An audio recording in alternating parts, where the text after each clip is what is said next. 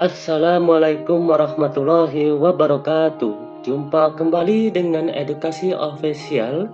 Mendoakan semoga Bapak Ibu selalu dalam keadaan sehat dan bisa melaksanakan aktivitas kita dalam kehidupan sehari-hari. Baik, kali ini Edukasi memberikan tayangan seputar soal P3K tahun 2021, bidang kompetensi teknis guru atau disebut dengan pedagogik. Perlu kita ketahui bahwa bidang pedagogik dan penalaran memiliki bobot 60%, merupakan syarat lulus P3K di tahun 2021. Soal ini dilengkapi dengan pembahasan yang jelas dan mudah dipahami. Pada pertemuan kelima ini, yang perlu kita pahami bersama adalah cara pembahasannya. Baik, langsung saja kita masuk pada soal nomor 1. 1. Pemberian umpan balik kepada peserta didik penting dilakukan untuk meningkatkan keberhasilan, memperbaiki kesalahan, membantu untuk mengungkapkan kesalahpahaman, menyarankan perbaikan tertentu. Jenis umpan balik jika siswa homogen adalah A. Representative feedback, B. Cumulative feedback, C. Quantitative feedback, D. Institutionalist feedback, E. External feedback. Mari kita lihat pembahasan untuk nomor 1. Bahwa cumulative feedback adalah umpan balik yang datang kepada komunikator untuk kemudian dihimpun dahulu dan tidak segera diubah ke bentuk tindakan berikutnya. Karena komunikator harus mampu untuk mempertimbangkan terlebih dahulu untuk dapat membuat kebijaksanaan selanjutnya. Cocok untuk siswa yang homogen. Berarti jawaban yang tepat untuk nomor 1 ini adalah B. Cumulative feedback.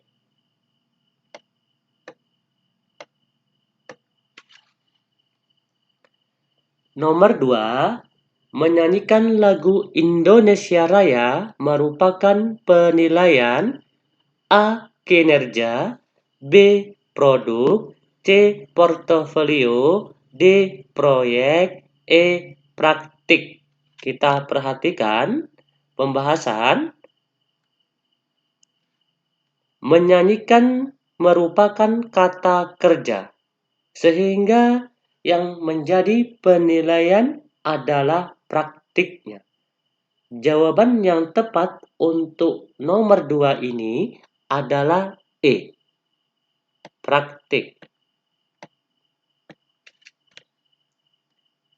Nomor 3. Siswa membuat laporan hasil pengamatan proses fotosintesis, termasuk penilaian A. Kinerja, B. Produk, C. Portofolio, D. Proyek, ya, E.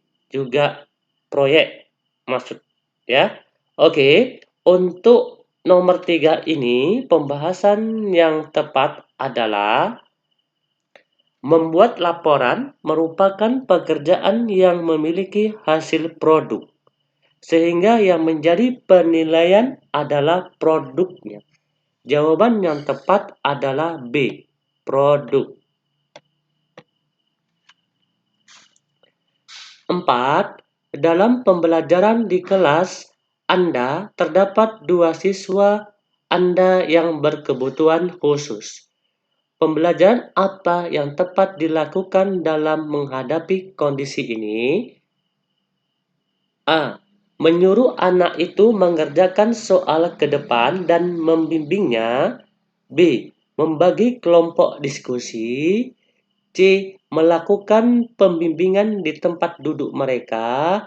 D. Mengelompokkan dengan siswa pintar agar ikut terimbas.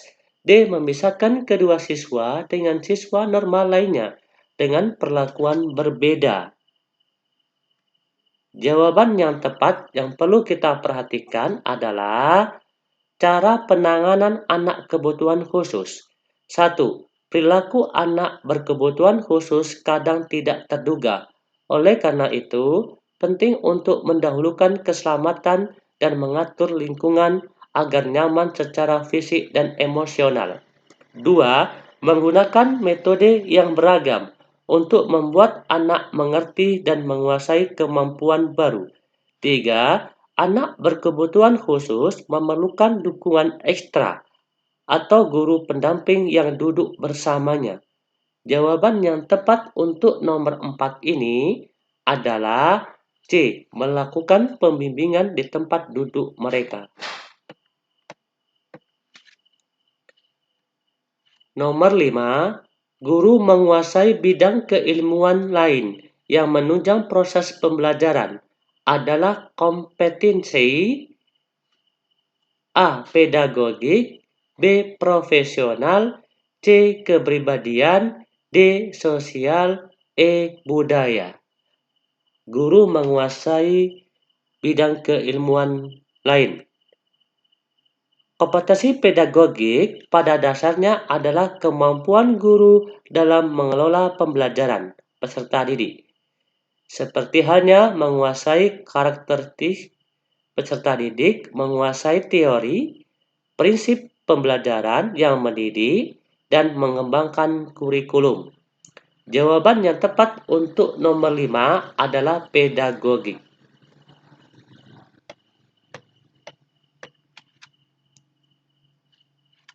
6.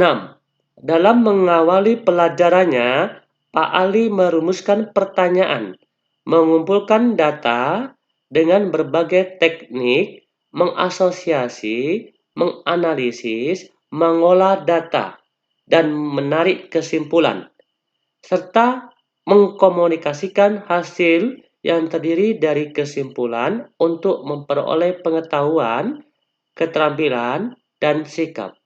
Langkah yang dilakukan Pak Ali merupakan bagian dari model pembelajaran A.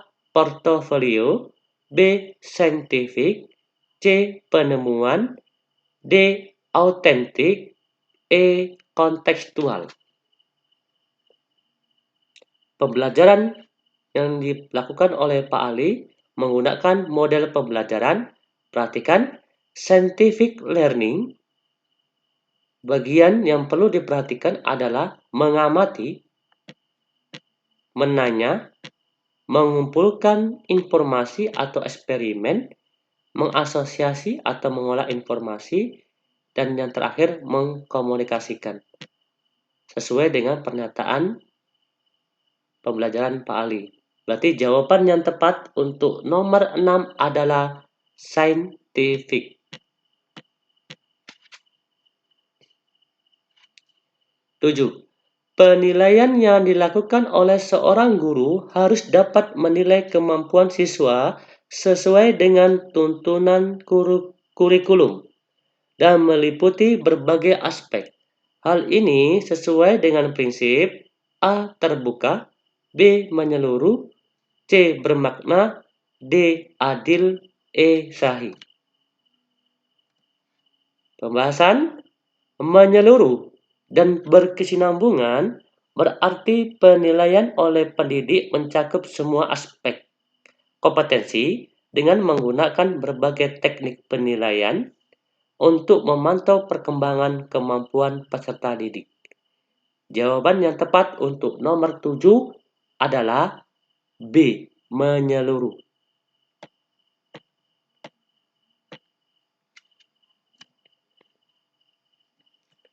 8. Media pembelajaran yang cocok untuk menjelaskan materi tentang Ken Arok dan Ken Dedes adalah A. Sejarah tokoh masyarakat Jawa, B. Sumber buku paket, C. Gambar peta dan globe, D. Video kisah Ken Arok dan Ken Dedes, E. Gambar candi. Media yang cocok untuk materi Ken Arok dan Ken Dedes.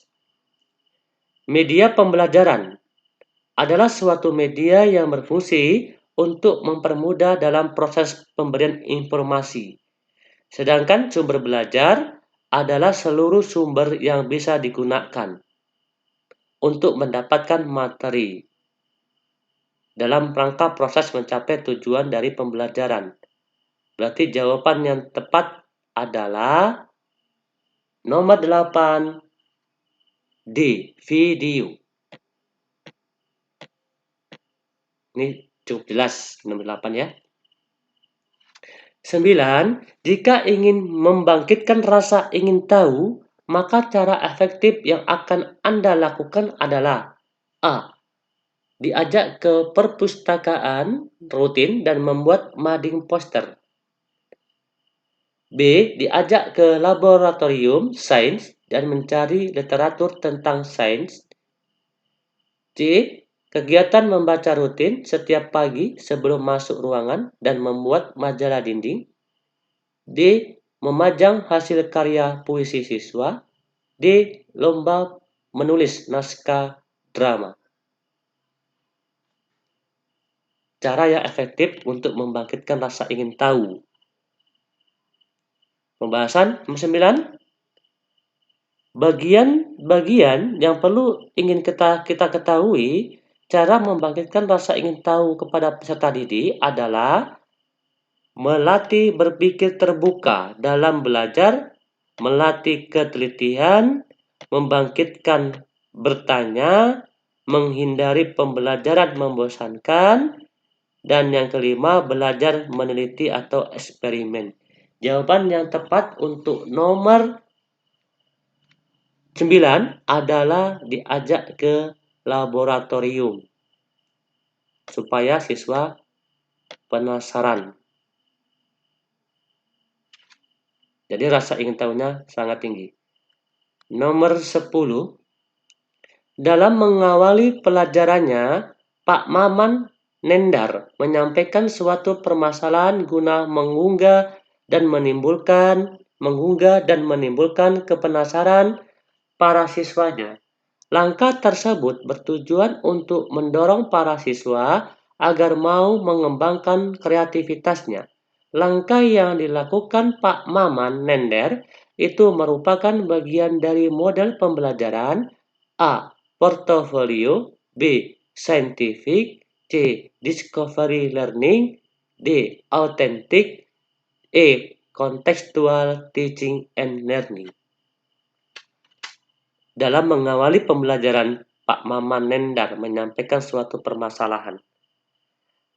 Pembahasan nomor 10, perhatikan, pengertian dari Discovery Learning adalah memberikan rangsangan atau stimulus, pernyataan atau identifikasi masalah atau disebut dengan problem statement, pengolahan data atau disebut dengan data processing, pembuktian atau disebut dengan verification, menarik kesimpulan atau disebut dengan generalisasi. Jawaban yang tepat untuk nomor 10 adalah C. Discovery Learning.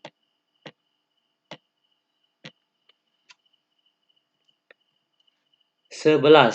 Media yang cocok untuk menggambarkan tentang banjir adalah A. Video, B. Gambar banjir, C. Potongan artikel berita media cetak, D. Peta bersebaran potensi banjir, E. Berita perkiraan cuaca televisi. Media untuk proses pembelajaran tentang banjir. Tujuan pembelajaran tentang banjir: 1. Penyebab banjir, 2. Gambaran bahaya banjir, 3. Kerugian akibat banjir, 4. Cara menanggulangi banjir. Jadi, potongan artikel berita media cetak mencakup keempat tujuan pembelajaran banjir tersebut. Berarti jawaban yang tepat untuk nomor 11 adalah potongan artikel berita media cetak C. 12. Penilaian yang dilakukan oleh seorang guru harus didasarkan dan kriteria yang jelas, tidak dipengaruhi subjektivitas penilai. Hal ini sesuai dengan prinsip A. Terbuka, B. Menyeluruh, C. Bermakna, D. Adil, E. Objektif penilaian yang didasarkan kriteria yang jelas, tidak dipengaruhi subjektivitas penilai. Perhatikan, objektif merupakan penilaian berdasarkan pada prosedur dan kriteria yang jelas, tidak dipengaruhi subjektivitas penilai. Berarti jawaban tepat adalah objektif E.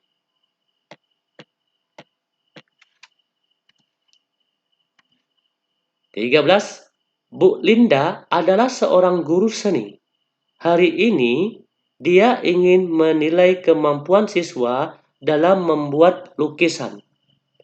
Selain hasil lukisan siswa yang dinilai, teknik dalam menggambar, cara menggunakan alat dan perlengkapan, juga sikap siswa dalam menghargai karya temannya juga menjadi acuan dalam penilaian. Dalam hal ini, Bu Linda telah menerapkan prinsip A. Sahih, B. Objektif, C. Menyeluruh, D. Sistematis, E. Beracuan kriteria. Dalam hal ini, Bu Linda menggunakan berbagai teknik penilaian untuk memantau perkembangan peserta didik. Berarti, penilaiannya mencakup semua aspek kompetensi yang menyeluruh dan berkesinambungan. Jawaban nomor 13 yang tepat adalah C. Menyeluruh. 14. Hari ini diadakan penilaian harian oleh Pak Rendra, guru fisika. Jumlah nomor soal ada 10. Siswa dengan absen ganjil mengerjakan nomor ganjil. Siswa dengan nomor absen genap mengerjakan soal nomor genap. Yang dilakukan Pak Rendra tidak sesuai dengan prinsip penilaian A. Adil, B. Objektif, C. Menyeluruh, D. Sistematis, E. Beracuan kriteria. Pembahasan untuk nomor 14, yang dilakukan Pak Rendra tidak sesuai dengan prinsip penilaian adil, yang berarti penilaian tidak menguntungkan atau merugikan peserta didik berkebutuhan khusus serta perbedaan latar belakang agama, suku, budaya, adat istiadat, status sosial ekonomi, dan gender. Berarti kita sebagai guru tidak boleh memberikan penilaian atau soal seperti sesuai dengan nomor absen. Jawaban yang tepat untuk nomor 14 adalah A. Adil. Artinya, Pak Rendra tidak menggunakan prinsip penilaian yang adil. Yang terakhir, nomor 15. Dalam setiap pembelajaran, Pak Chandra selalu mengadakan penilaian untuk melihat daya serap siswa terhadap materi yang telah diberikan. Merupakan prinsip pembelajaran A. Sistematis, B. Beracuan kriteria, C. Terpadu, D. Objektif, E.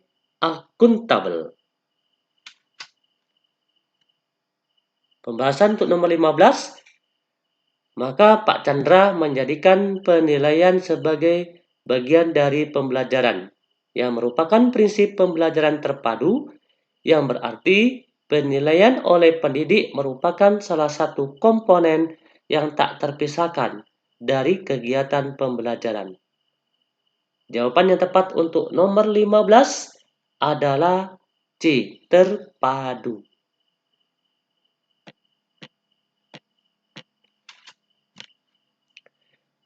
Semoga Bapak Ibu bisa memahami dengan jelas dan mudah. Maka akan kita lanjutkan bidang kompetensi atau pedagogi pertemuan ke-6. Jadi mohon dukungan Bapak Ibu dengan cara like, subscribe, dan komen. Jika ada pertanyaan, silakan komen di kolom komentar. Cukup sekian.